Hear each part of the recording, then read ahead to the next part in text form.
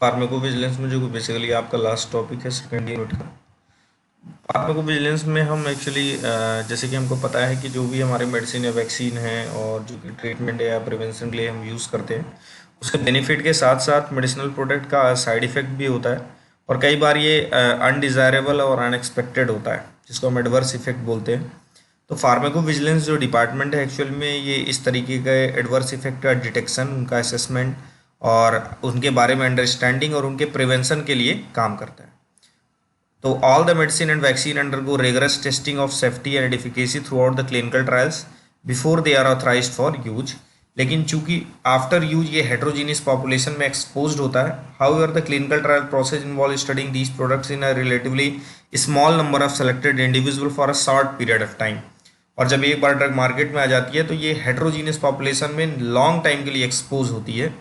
तो certain side effect may only emerge once these products have been used by a heterogeneous population including people with other concurrent disease and over a long period of time. तब basically उसके लिए हम use करते हैं, उनके detection assessment के लिए pharmacovigilance काम करता है कि वहाँ पर लॉन्ग टर्म में क्या इफेक्ट आ रहा, तो उसका पूरा डिटेक्शन और आगे की प्रोसेस एडवर्स इफेक्ट की कैसे उसको मिनिमाइज किया जा सकता है, उस प्रोसेस में काम करता है।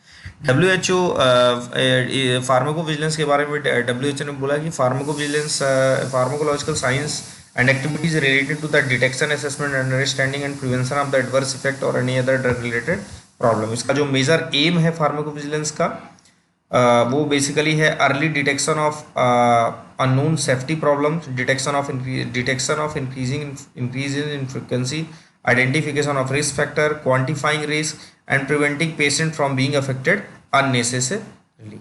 तो ये एक फार्माकोविजिलेंस का ओवरऑल काम है।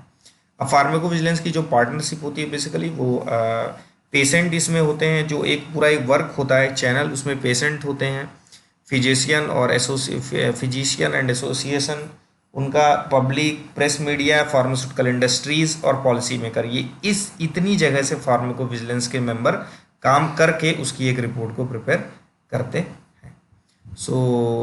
ये आपको एग्जामिनेशन पर्पज से आपका इतना जो कंटेंट है वो सफिशिएंट है। Thank you very much.